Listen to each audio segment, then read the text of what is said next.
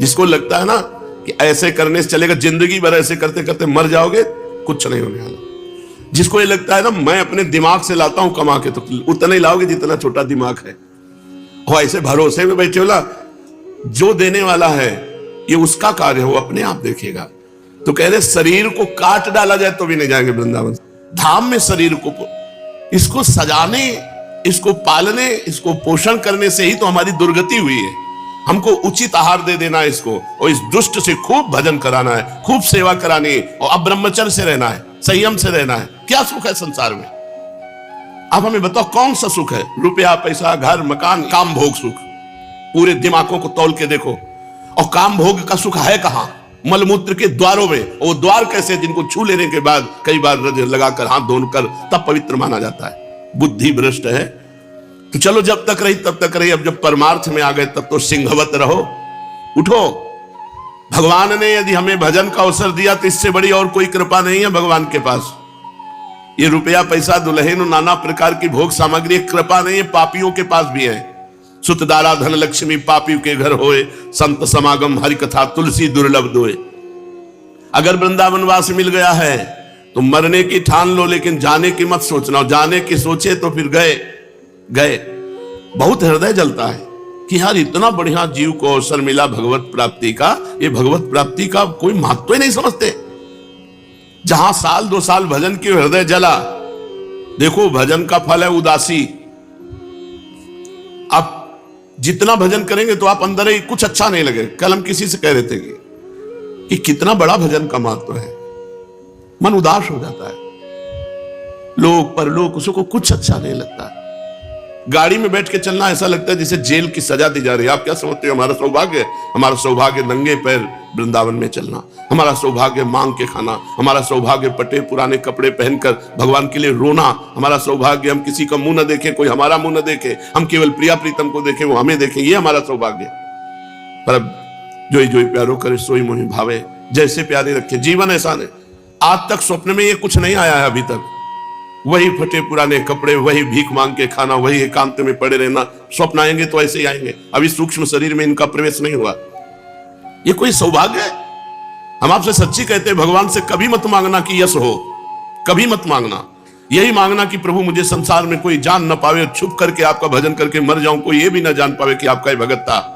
ऐसी बात मांगना, हम ये अनुभव की बात कहते हैं। कुछ नहीं, सब नौटंकी माया की है। कंचन कामिनी कीर्ति 3 खाइयां हैं, इन्हीं में गिराकर भगवान से विमुख कर देती है माया।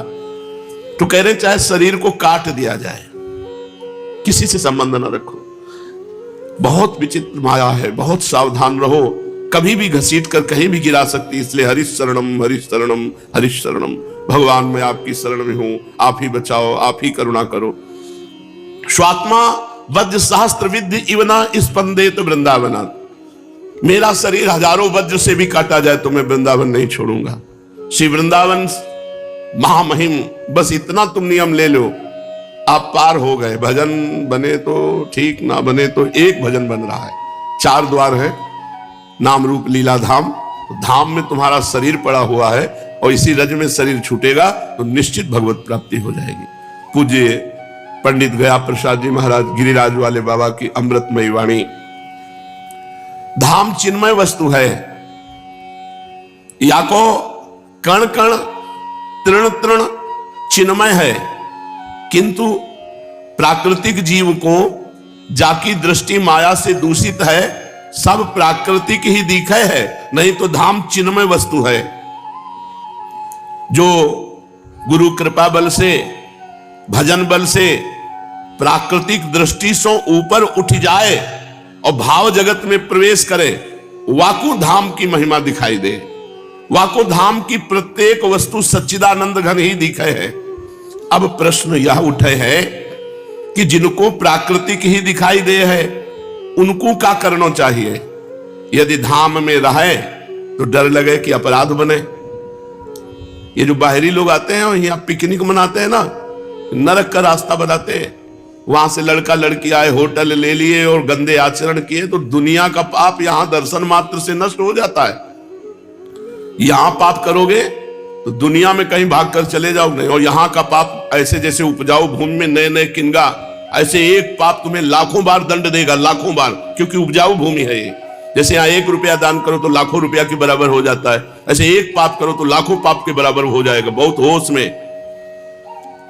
यदि धाम में रहे तो अपराध बने।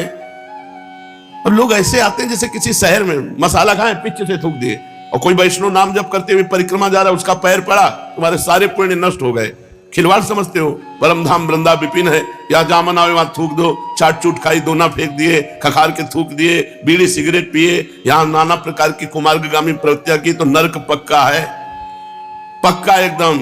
कोई तुम्हारा दान पुण्य तीर्थ अवगाहन काट नहीं सकता, क्योंकि धाम का पाप है ये।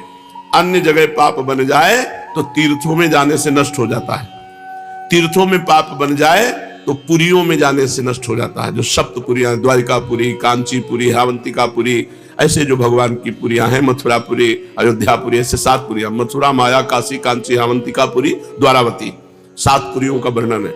अगर पुरियों में पाप बन जाए तो धाम, ये ब्रज धाम 84 कोष धाम है, ये सब पाप नष्ट हो जाते हैं। यहां अगर नंगे पैर पवित्रता से आप परिक्रमा एक लगा लिए तो जीवन का बहुत बड़ा लाभ कर लिए। 84 कोष भूमि की एक परिक्रमा लगा ली तो 84 लाख योनियों में अब आपको नहीं जाना पड़ेगा। ये ब्रज 84 कोष महामहिमा में। अब अगर यहां पाप बन गया तो धाम ही केवल मिटा सकता है, दूसरा नहीं। धाम का पाप केवल धाम मिटा सकता है, और वो आराधना करनी पड़ेगी रसिकों की आज्ञा के अनुसार। धाम की आराधना, मान लो किसी रसिक से पूछा हमसे पाप बन गया, अब कैसे क्या करें, तो अगर वो कहते जाओ कोई बात नहीं, माफ कर दिया धाम ने, उनके मुख में बैठकर धाम ने माफ कर दिया। और अगर वो कहते चलो 3 परिक्रमा लगाओ वृंदावन की, चलो अच्छा दंडोती परिक्रमा लगाओ, बस चुपचाप लगा लो, बिल्कुल वो पाप नष्ट हो जाएगा जैसा वो कह रहे हैं। क्योंकि उस समय आपने जब प्रश्न किया तो रसिक महापुरुष के हृदय में बैठकर धाम तुम्हारे पाप मोचन के लिए उपाय बता रहा है, वैसा ही कर बैठो। चिन्मय को प्राकृतिक देखें तो का यहां सो, फिर वास नहीं करना चाहिए, भाग जाना चाहिए नहीं। कम से कम बाहर से आए हुए वाले को अपराध ना बने, ये विचार करो। तो यहां रहने वाला, ये गुरुदेव भगवान से प्रश्न किया था 25-26 वर्ष पहले कि महाराज जी सुनते हैं धाम अपराध बहुत बड़ा होता है, जब धाम में रहेंगे तो यहां सब पूरी दिनचर्या होगी, तो क्या ये अपराध नहीं बनता? ऐसे परम पवित्र प्रियालाल के धाम में हम शरीर को रख रहे हैं, तो उसकी जो दिनचर्या, उसकी जो क्रियाएं वो तो होंगी इसमें। और हो सकता है कोई फिसल जाए पैर तो पाप भी बन जाए, किसी जीव के ऊपर पैर पड़ जाए तो मर जाए, या हम सतमार्ग से फिसल जाए तो कोई व्यभिचार आदि दोष बन जाए, कोई पाप बन जाए, तो उसका मोचन कैसे हो सकता है? क्योंकि वो धामवासी, धाम से बाहर तो जाएगा नहीं। अब उसका क्या उपाय है? जो तो गुरु जी ने कहा केवल धामवास से ही उसका सब पाप मोचन हो जाएगा। गुरु वाक्य जनार्दन के वाक्य हैं, भगवान के वाक्य है कि उसको कोई उपाय नहीं करना, वो धाम निष्ठा लिए पड़ा है, बस उसके सारे पाप अपने आप नष्ट हो जाएंगे धाम की कृपा से। लेकिन जो बाहर से आया हुआ है उसे बहुत सावधान, जो धामवास कर रहा है जानबूझकर थोड़ी पाप करेगा। अगर उससे कोई गलती हो जाती है तो धाम वृंदावन प्रभाव सुन अपनो ही गुण देत, जैसे बालक मलिन को मात गोद भर ले। अब बालक माँ की गोद में शौच लघु शंका कर देता है, कोई अपराध थोड़ी माना जाता है। ऐसे वृंदा टबी माँ उन पर कृपा करती है जो अपना जीवन वृंदावन को देख करके अखंड वास कर रहे हैं। लेकिन जो बाहर से आते हैं इनको बहुत होश में आना चाहिए।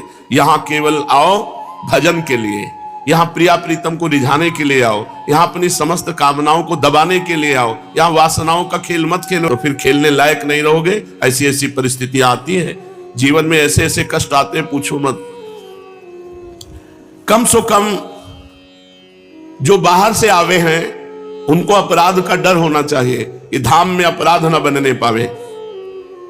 और देखो घबराओ नहीं, जो धाम से बाहर नहीं जाए हैं, धाम में ही रहे हैं, वो धाम को स्वरूप हो जाए हैं। शास्त्र और संतन ने बात बतायो है, पंडित गया प्रसाद जी देखो वर्णन कर रहे हैं। जो धाम से बाहर नहीं जाए हैं, धाम में ही रहे हैं, तो जैसो धाम को स्वरूप वैसो ही उसको स्वरूप हो जाए है, चाहे जितना बड़ा पापी हो।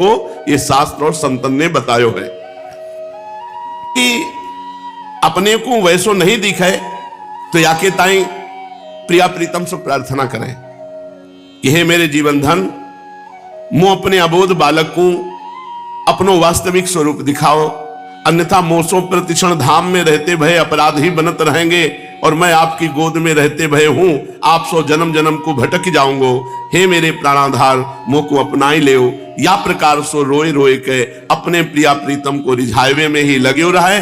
और धाम के जा व्यक्ति और जा वस्तु में दोष दृष्टि हो जाए, तुरंत तत्क्षण वा वस्तु वा व्यक्ति सो नम्र हो के वाकी चरण वंदना करके तुरंत अपराध मोचन करवावे। ऐसो करवे सो कालांतर में जो धाम को स्वरूप है वही आपको स्वरूप। धाम को स्वरूप क्या है? प्रेम। तो आपको स्वरूप क्या है? प्रेम। आप प्रेम स्वरूप हो जाएंगे। फिर जो मस्ती आवेगी, जो परमानंद की बाढ़ आवेगी, जो प्रेम को स्वाद आवेगो, फिर अपराध नहीं बनेगो। सूखे हृदय से अपराध बनते हैं। तो अपनी दोष दृष्टि को संभालो, धाम के काहू व्यक्ति वस्तु पर दोष दर्शन ना होए। या प्रकार साधक को जो ऐसे संभाल के रहे हैं तो अंत में धाम की प्राप्ति हो जाए। बस एक खास बात समझ लो, यहां किसी से मतलब ना रखे। सत्संग सुना, गर्दन झुकाई चले गए। अपनी दिनचर्या की, अपने काम से काम मतलब, कोई व्यवहार ना हो और कोई बैठ के परपंच करने वाला दोस्त ना हो, बहुत बढ़िया जीवन कटेगा। ये जीवन भर सावधानी रखी गई है गुरु कृपा से। पूज्यपाद सिउड़िया बाबा जीवन के आदर्श रहे संन्यास ब्रह्मचर्य से, तो एक भी दोस्त नहीं है। हमसे प्यार करने का मतलब है श्री जी के चरणारविंद से प्रीति होना, राधा नाम से प्रीति होना, श्री धाम को जीवन समर्पित हो जाना। अहंकार चूर चूर हो जाए, बिल्कुल एक यंत्र बन जाओ गुरु के, श्री जी के, तो बस जीवन पार हो। और ऐसा बनना कोई चाहता नहीं। और जो उसे बर्दाश्त कर लेगा उसे सबसे मीठा वस्तु मिलेगी, श्री राधा किशोरी, राधा किशोरी, परम रस समुद्र, प्रेम समुद्र। आप ये समझ लो, प्रेम लाडली जू, आनंद लालजू, और उनकी शरण में गोविंद शरण। प्रेमानंद गोविंद शरण, प्रेमानंद की शरण में गोविंद शरण। जो प्रेम है वो प्रियाजू, जो आनंद है वो लालजू, और जो गोविंद जिनकी शरण में है वो है प्रेमानंद। हमारे नव किशोरी नव किशोर। तो गोविंद से प्रेम करने के लिए प्रेमानंद का परिचय चाहिए, और प्रेमानंद का परिचय प्राप्त करने के लिए अहंकार गलित चाहिए। साधक को परम कर्तव्य कि धाम में रहते हुए धैर्य से काम लेनो है, धीरज न त्यागे। धैर्य और धीरज पूर्वक सदगुरुदेव को दृढ़ आश्रय रखे। मन लगवे ना लगवे की चिंता ना करे। बहुत बड़े महापुरुष की बात है, बिल्कुल ऐसे ही होना चाहिए। मन लगवे ना लगवे की चिंता ना करे, चिंता करे केवल केवल कि मुझे सदगुरु की आज्ञा पालन में रहना है। अपने मन बुद्धि सो कह दे कि अब तुम्हारो सब काम समाप्त हो गए भैया। अय बुद्धि, अब मुझे तुमसे सलाह नहीं लेनी। अय मन, अब मुझे तुम्हारे अनुसार नहीं चलना, मुझे गुरुदेव के अनुसार चलना है। तुम अब सुख सो चैन की नींद सो। अय मन बुद्धि, अब तुम्हारी जरूरत नहीं है, अब गुरुदेव की आज्ञा के अनुसार चलेंगे।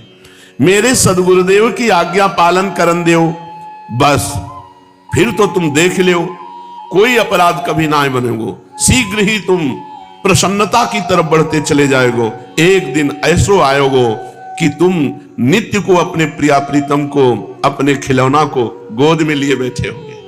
ये भजन साधन की हो जाए है गुरुजनन के योग्य बनने के लिए। भजन साधन भगवत प्राप्ति के लिए नहीं, गुरुजनन के योग्य। गुरु जैसी आज्ञा करे वैसी क्षमता आ जाए कि हम उनके अनुसार चले। और प्रभु के श्री चरणन में भाव बने हैं गुरु कृपा से, पक्की बात है। भाव बने हैं, प्रेम उपजय है। परंतु यदि साधन भजन करते भय हूं, गुरु की आज्ञा का पालन नहीं, तो न प्रेम उपजय है, न भाव बने हैं, चिंतन बिगड़ जाए है। जब तक प्राण रहे तब तक बड़ी तत्परता और सत्यता से भजन साधन करो, पर अधीनता गुरु की। अपने को हूं प्राण परिहार करके गुरु की जो गति भावे वैसी चलो, जैसी चाल कहें वैसे ही चलो। सुधो चले आपने धर्म रसकन सो प्रीतम कहे, कबहू काल वृथा नहीं जाए। ये देहाध्यास ही तो भगवत प्राप्ति में बाधक है। सावधान, गुरु या को ही मिटावे है। तुम्हारे देह के अभिमान को, तुम्हारे देह के भाव, क्या उचित है क्या अनुचित है, क्या मंगल है क्या मंगल है, छोड़ो। जो आज्ञा कर रहे हो वैसे चलो। देहाध्यास निवृत्ति को उपाय, या देह काहू को दुख न दे, गुरु की आज्ञा में रहे। सच्ची मानो, जिनके गुरुजनों की शासन में जो रहे वही उत्तम महापुरुष हुए, नहीं तो माया बहुत इसकी विचित्र चाल है, ऐसी ऐसी चालों में फंसा देगी। एक एक अक्षर गुरुदेव के परम सत्य पक्का समझ लो। हमारे गुरुदेव कभी ऐसी आज्ञा नहीं करते कि जाओ ऐसा करो। एक संत थे, उन्होंने अपने शिष्य से कहा कि अगर ऐसा किया जाए तो मंगल हो जाएगा। समझ लो वो संत तुम्हें को आज्ञा करा, वो कभी ऐसी आज्ञा नहीं करते कि अच्छा ऐसा है कि तुम ऐसा कर लो, कभी नहीं। वो एक थे, उन्होंने कहा था, अपने शिष्य से कहा कि अगर ऐसे चला जाए तो बढ़िया मंगल हो जाएगा। अब तुम समझ रहे हो, कहानी सुना रहे हैं। हाँ महाराज जी, अब चले गए तो चले जाओ, पकड़ो तो महाराज जी संत है, तुम ही शिष्य हो, तुम्ही को उपदेश। वो कभी डायरेक्ट आदेश नहीं देते, वो घुमा के किसी प्रसंग को करते हुए फिर आपको उपदेश देंगे। एक भी व्यक्ति न रह जाए पूरे संसार में जिससे द्वेष, ये गुरुदेव पकड़ते हैं कहां फंस रहा है जीव, कहां जीव गिर सकता है। और वो कभी ऐसा नहीं कि आपको ऐसा करना चाहिए। वो जब कभी तो किसी वाणी का गायन करके या किसी संत के चरित्र को बताकर पकड़ लो तो पकड़ लो। तो ये देहाध्यास भगवत प्राप्ति में बाधक गुरुदेव याको ही नष्ट करे हैं। और ये बहुत छरछराहट है। सबको प्यार करते हो, हमको डांटते हैं क्योंकि सब देहाभिमान रहित है, तुम देहाभिमानी हो, इसलिए अपने को मानना चाहिए सब अच्छे हैं, हमें कमी है। गुरुदेव हमको कृपा करके डांटते। और सही पूछो तो सबसे ज्यादा प्यार उसी को होता है जिसको डांटा जाता है। डांटा उसी को जाता है जो अपना होता है, जो अपना हृदय होता है। कभी कोई संत महात्मा डांट दे तो बुरा मत मानना, मानना कि आज मेरा जीवन धन्य हो गया कि इन्होंने अपना माना और मुझे डांट लगाई। जब देहाध्यास नष्ट हो जाए है तभी भगवत प्राप्ति हो। ये देहाध्यास गुरुदेव भगवान की कृपा से नष्ट होए तो गुरुदेव की अधीनता स्वीकार करके भजन करे। श्रीमद् भागवत महापुराण, भगवान श्री कृष्णचंद्र जी कृपा करके उद्धव जी को परम तत्व का उपदेश एकादश स्कंद के रूप में किया। उद्धव जी ने प्रश्न किया कि हे अच्युत, जो अपना मन वश में नहीं कर सका है उसके लिए आपकी बतलाई हुई इस योग साधना को तो मैं बहुत ही कठिन समझता हूं। अतः अब आप कोई ऐसा सरल और सुगम साधन बतलाइए जिससे मनुष्य अनायासी परम पद को प्राप्त कर ले। ये उद्धव जी महाराज अब समझो आखिरी प्रश्न कर रहे हैं धीरे धीरे।